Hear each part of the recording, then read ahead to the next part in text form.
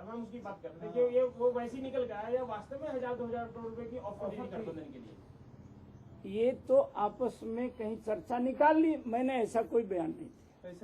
आप टोटल प्यार से आप बिल्कुल एक तरफ से इसको बयान को खंडित करते हैं कि आपने ऐसा कोई बयान नहीं दिया? नहीं, मैंने कोई बयान। अध्यक्ष जी, हरियाणा में आपका एलआई कौन है? हरियाणा में बीजेपी हजका 10/10। 2014 के लोकसभा संग्राम में एक तरफ सियासी पार्टियों का प्रचार जारी है, तो वहीं दूसरी ओर नेताओं के नाम के साथ नए नए विवाद भी चुनाव में जुड़ गए हैं। अब देखना होगा कि विवादों से बचते हुए कौन सी सियासी पार्टी प्रदेश में अपना परचम लहराती है। ब्यूरो रिपोर्ट, आई विटनेस न्यूज। तो ये वो तमाम विवाद है जो राजनीतिक इतिहास में, प्रदेश के राजनीतिक इतिहास में भी दर्ज होंगे। इस पर हम बाद में बात करेंगे, लेकिन जो सवाल हमारे दर्शक पूछना चाह रहे थे, इनेलो के जो राजनीतिक प्रतिनिधि हैं, उनसे सवाल पूछते हैं। जी हेलो, मेरा सवाल ये है, जो शुरू में जब चौटाला सरकार थी 38 फॉर्म लागू किया था टैक्स चोरी रोकने के लिए, 38 फॉर्म पकड़े गए, सोनी टीवी का ट्रक पकड़ा, मुझे टेलीफोन है जापान से प्राइम मिनिस्टर के पास, चौटाला ने कहा और कमिश्नर का फोन है, छोड़ दो ट्रक को। मैं क्यों छोड़ू, मैं 38 ही नहीं है, जापान के लिए अलग कानून और जापान के अलग कानून है। मैं अड़ गया उस पर, मेरा ट्रांसफर कर दिया कमिश्नर ने और चंडीगढ़। फिर मैं कमिश्नर को मिला, मैं किसी कोई एक केस मतलब मैं किसी केस पे पैसा लिया हो, बोलते तो जो पैसा नहीं वो तो गंदा अफसर होता है। ये कमेंट थे उसके कमिश्नर के, जो पैसा नहीं वो तो गंदा अफसर होता है। मैं क्या टेप कर लेता उसको। मैंने ऐसे बहुत एग्जाम्पल बना कर, बहुत एग्जाम्पल ऐसे बिरला का लगाया पहला। चलिए बिल्कुल, चलिए अश्विनी जी, ये आरोप है, खुद भुक्तभोगी है, शायद ये आरोप इनके जहन से आया है। अब मैं जवाब चाहूंगा। आप आरोप लगाते हैं कि कांग्रेस में ऐसा भ्रष्टाचार हुआ, ये हुआ, लेकिन ये आरोप सीधे सीधे आपकी पार्टी पर, चौटाला जी के ऊपर है, उनका फोन आया। इस बात से उनकी जो बात है, इन्होंने अपनी कहानी घड़ी है या क्या उस वक्त का जी, मैं बिल्कुल ये अगर ऑफिशियल था तो आप रेज करते इशू आज, तब भी अगर ये आप कह रहे हैं फोन आता है, पहले तो जवाब सुन लीजिए, फिर आप जवाब सुनते हैं। अगर आप कहते हैं फोन आता है तो क्या फोन ऑन रिकॉर्ड है या इनका कोई अपना निजी हित सामने आ गया कि उन्होंने सब चीजें साफ कर दी? यहाँ आज ये कहना कि उस वक्त फोन आया थे सही नहीं होगा। आज उन्होंने अगर ये उस वक्त उन्होंने कोई कागजों में हेरफेर की या कोई अपना निर्णय लिया तो किस इंटरेस्ट में लिया, किस दबाव में लिया? तब भी आज भी सरकारी अफसर, आज से 20 साल पहले भी सरकारी अफसर उसी तरह आजाद था जिस तरह आज है। अगर ये सरकारी आजाद एक कहने की बात बिल्कुल इसमें आप लोग मानते हैं कि सरकारी अधिकारी आजाद होते हैं या फिर राजनीतिक दलों के दबाव में नहीं होते? आज रिटायरमेंट के, चलिए रिटायरमेंट बात सिर्फ आप कह रहे हैं अश्विनी जी, देखिए रिटायरमेंट के बाद, सारे कह रहे हैं रिटायरमेंट के बाद अगर आप इस मंच पे बैठ के कह रहे हैं तो उस वक्त भी आप अपना प्रोटेस्ट रेज कर सकते थे। खेमका जी का उदाहरण बिल्कुल सामने है सबके, खेमका जी का उदाहरण बिल्कुल सामने है।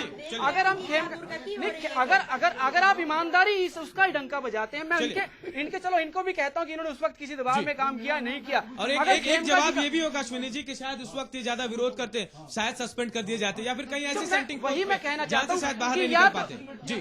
अगर यहाँ पर इस एक प्रकरण को लेकर पूरे सिस्टम को गंदा करने की बात नहीं होनी चाहिए, लेकिन इस सिस्टम के अंदर, इस प्रकरण के अंदर बहुत से तथ्य ऐसे भी हो सकते हैं जो उस वक्त बकायदा इनको ना मालूम हो, लेकिन आज अगर उसकी इंक्वायरी खुलवाना चाहे तो हम बिल्कुल ओपन है। उसी एक पर्टिकुलर मुद्दे के अलावा भी 50 जैसे मुद्दों के अगर आपके पास कोई मुद्दा हो तो इंक्वायरी खुलवा सकते हैं। चलिए मैं खजान सिंह के पास भी चलूंगा, अमीना जी के पास इसके पास। खजान सिंह जी, अश्विनी जी कह रहे हैं कि ऐसा होता है कि आप उस समय बोलते हैं, ऐसा लगता है आपको कि राजनीतिक दल के लोग जो सत्ता पक्ष में, आप खुद सत्ता पक्ष में, अगर कोई अधिकारी खेमका का उदाहरण ले ले तो उसे सेंटिंग पोस्ट में डाल देते हैं, कई मामले दर्ज कर दिए जाते हैं जी। देखिए, ये बहुत ही रिस्पेक्टेबल आदमी है समाज के और ये ऑफिसर रहे हैं, जिम्मेवार आदमी है। इन्होंने कहा कि मुझे सस्पेंड भी किया गया जी। तो ये एक तानाशाही की जो सरकार थी लोक दल की, उसका इन्होंने एग्जाम्पल दिया। इन्होंने उस सवाल का जवाब नहीं दिया और इन्होंने गोल मोल कर दिया। एक तानाशाही आपके ऊपर, खेमका को सस्पेंड किया आप लोगों ने, 40 बार का ट्रांसफर का रिकॉर्ड है उनका जी। ये अपने आप में ही भारत में रिकॉर्ड हो गया।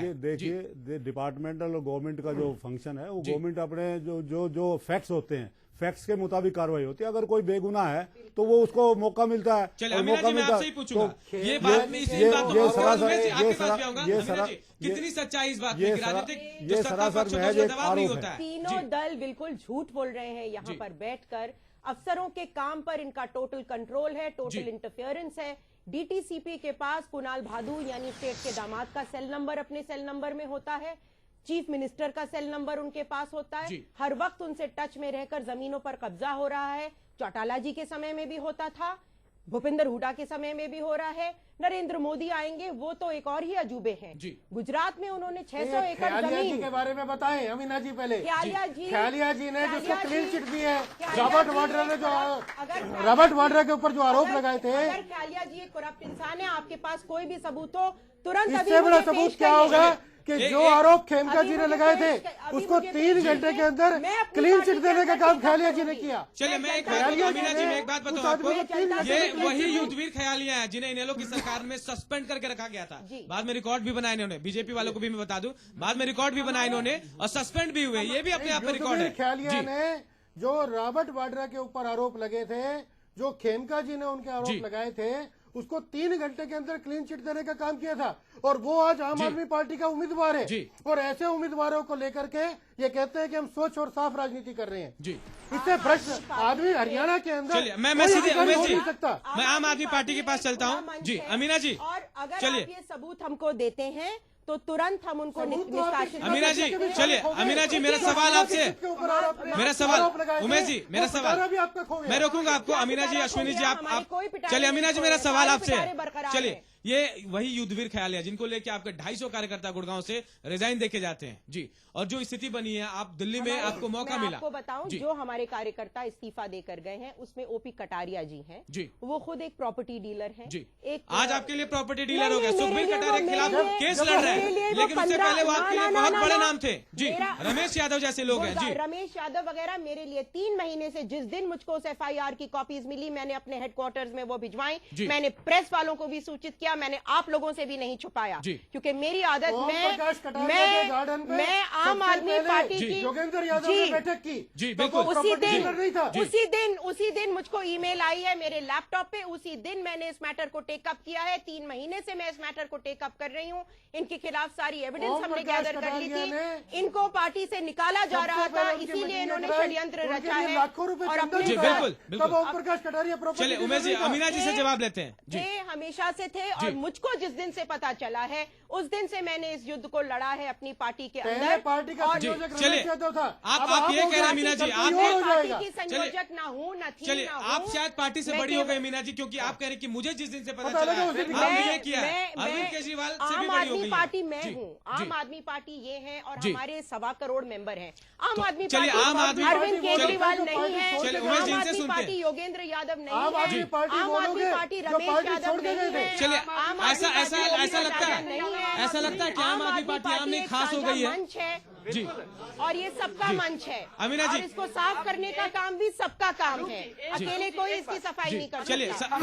अमीना जी ने कहा कि आम आदमी पार्टी मैं हूँ, आम आदमी पार्टी मेरे कार्यकर्ता, आम आदमी पार्टी योगेंद्र यादव जी नहीं है। मैंने ये नहीं कहा, अभी आप रिवाइंड सिर्फ वो अकेले नहीं है, अकेले हमारे 1.25 करोड़ मेंबर हैं। किस चीज का कहेंगे? आपका कानून मंत्री इतने बड़े मामले के अंदर, दिल्ली के अंदर आप एक बंद कमरे में इंक्वायरी करते, साफ है जी, बिल्कुल इस पे तो कोई मामला ही नहीं बनता। उसके बाद एक निकलते कंपनी के पेपर निकल आते हैं, उसका खंडन कर रहे हैं ना। आपने इंक्वायरी कौन सी करी? Internal inquiry.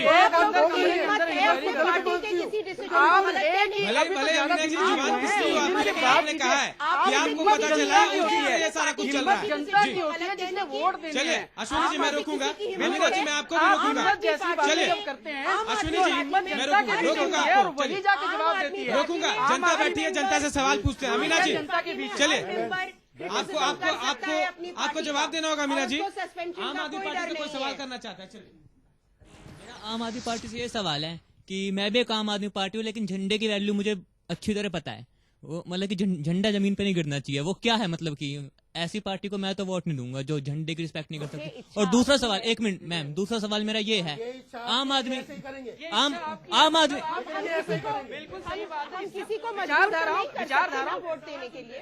आम आदमी पार्टी जब दिल्ली में सरकार नहीं चला पाई, तो क्या लोकसभा में आके वो क्या सरकार चलाएगी? देखिए, हम बीजेपी तो है नहीं कि 30 साल पहले मंदिर का वादा करें और मंदिर बना ना पाए, उसके बावजूद हर बार बेशर्मों की तरह जनता को बेवकूफ बनाएं।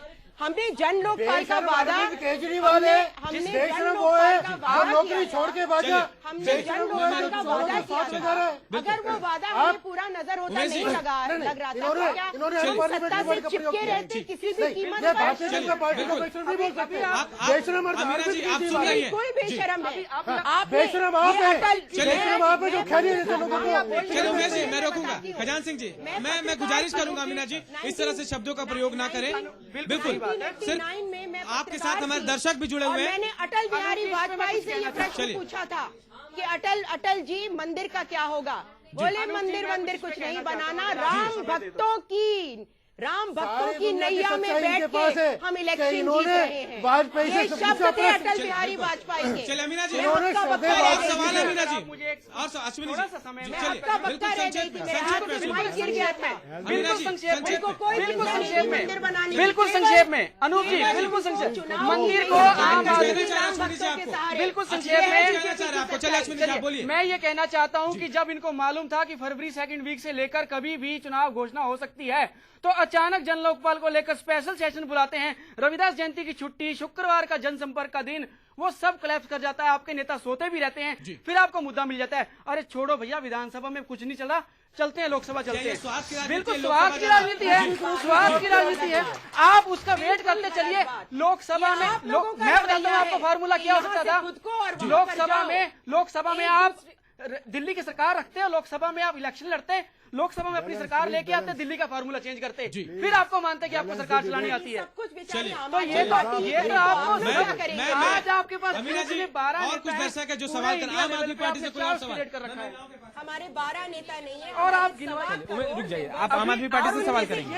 एक और बड़ा और जिस तरह के बयान सामने, मैं रोकूंगा। अश्विनी जी कृपया रुक जाए। अमीना जी सवाल आपसे सवाल अपनी मेंबरशिप लिस्ट दिखाइए ना, हमारी तो इंटरनेट। अश्विनी जी रोकूंगा, मैं आपको सवाल कर रहे हैं दर्शक। चंदे की लिस्ट भी अमीना जी, दर्शक आपसे सवाल कर रहे हैं, पते भी हैं। चलिए आपसे सवाल कर रहे हैं, मैं गुजारिश करूंगा, चलिए सवाल कीजिए। अमीना जी सवाल सुने, अमीना जी सवाल सुने, मैं रोकूं। अश्विनी जी मैं गुजारिश करूंगा, रुक जाएं आप। अमीना जी आपको सवाल कर रहे हैं, चलिए। हम इन पे क्यों विश्वास करें? इन्होंने अन्ना को धोखा दिया, किरण बेदी को धोखा दिया, अपने फाउंडर मेंबर को धोखा दिया। हम आपको क्यों वोट दें? देश आप पे कैसे विश्वास करे? इस बात का विश्वास दिलाइए। आदमी पार्टी ने किसी को भी धोखा नहीं दिया।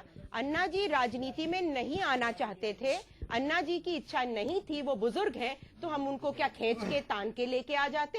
अन्ना जी नहीं आना चाहते थे, उनका आदर किया, उन्होंने हमको आदेश दिया कि हम उनकी फोटो का प्रयोग नहीं कर सकते। मजाल है कि हमने कहीं उनकी फोटो का प्रयोग किया हो। हमने अन्ना को बिल्कुल नहीं त्यागा, अन्ना ने हमको त्यागा। हमने अन्ना को नहीं त्यागा। किरण बेदी का मन बीजेपी से जुड़ा हुआ था, किरण बेदी का मन आम आदमी पार्टी से नहीं। दर्शक भी इस बात से सहमत होंगे, बार वो बीजेपी से ही साठगांठ करना चाहती थी। एक बार वो वहाँ पहुँच गई है जहाँ उनकी इच्छा थी। अमीना जी क्या हड़ताल पे बैठे, चलिए क्या हम किरण बेदी को नकेल से बांध के खींचते? नहीं खींच सकते। ऐसी चीजों को जोड़ता हूँ, जनता कितनी संतुष्ट है मैं पूछता हूँ, क्या इनके सवाल इच्छा होगी वो आम आदमी पार्टी के साथ आएगा। चलिए आम लोग बैठे हैं। मीना जी आपके जवाब से संतुष्ट नहीं है ये जी। आप बोलने का अन्ना हजारे और प्रश्न पूछे। चलिए आप अन्ना हजारे की बात कर रहे हैं। क्या हम अन्ना को जिस प्रकार से, क्या अन्ना को हम खींच के अपने साथ केजरीवाल ने भी कहा था मैं राजनीति में नहीं आऊंगा। क्या किरण बेदी को हम कहते तो बीजेपी को छोड़ दो, अगर नहीं करेंगे राजनीति में। चलिए पार्टियों का जो बात सुन रहे हैं लोगों के। खजान सिंह साहब आपको लग रहा है क्या कि जो जवाब दे रही है कि अन्ना हजारे बिल्कुल अलग चले गए, अरविंद केजरीवाल कहीं और से कहीं और निकल गए? देखिए बैलेंस करके मेरी रिक्वेस्ट है, प्लीज बैलेंस दी डिबेट। और जनता बैठी हुई है, वो भी सवाल करना चाहती है, उनसे भी सवाल।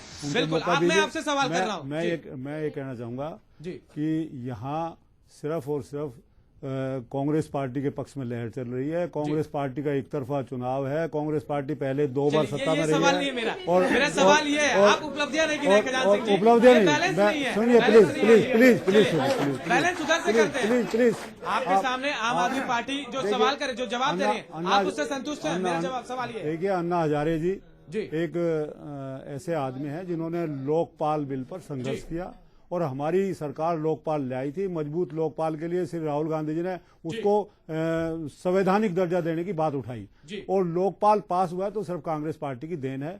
और भ्रष्टाचार के खिलाफ अगर किसी ने लड़ाई लड़ी है तो सूचना का अधिकार बहुत महत्वपूर्ण अधिकार है, वो कांग्रेस पार्टी ने देश दिया। में किसी जितने भी काम हुए देखिए हैं, अभी वो सारे कांग्रेस की प्लीज देन है, प्लीज और जो नहीं आर्य साहब हुए, उनके लिए भारतीय देखिए जनता अभी पार्टी ये बारी बारी से, अगर ये रनिंग डिबेट करेंगे, चलिए, पहले खजान सिंह जी को सुनते हैं। चलिए, अमीना जी, ये रनिंग अमीना जी, चलिए, बारी-बारी से,